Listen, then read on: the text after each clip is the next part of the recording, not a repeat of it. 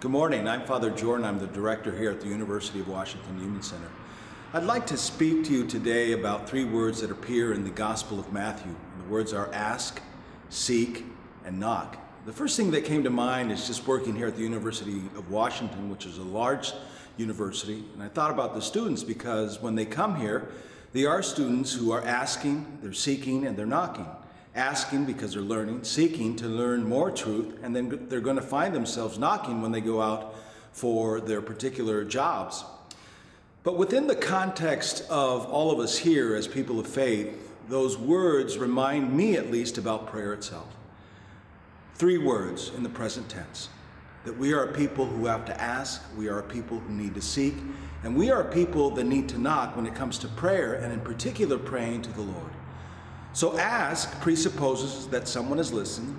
Seeking means also that you're looking for someone, and then knocking, being persistent toward that person whom you're trying to ask, trying to seek, and trying to knock to, which is God Himself.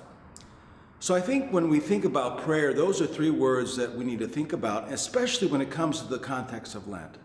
I hope that during this time you can think about prayer itself. How do you see yourself in relation to God? How do you pray to God? Are you someone who does ask the Lord what you need? Are you someone who seeks the Lord when you're making that prayer? And are you persistent when it comes to knocking itself, when it comes to that?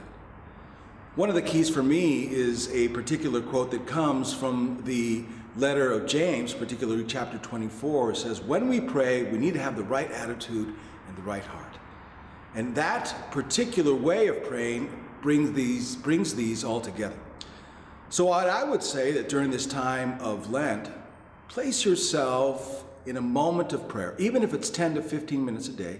Develop that relationship so that you can become comfortable, a person who does ask, a person who does seek, and a person who does knock, and doing so to the God ultimately who knows our own hearts.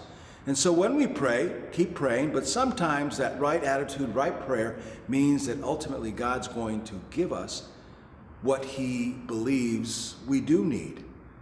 And so I hope that this time during Lent is one of prayer, and I hope that for all of you it is a happy Lent.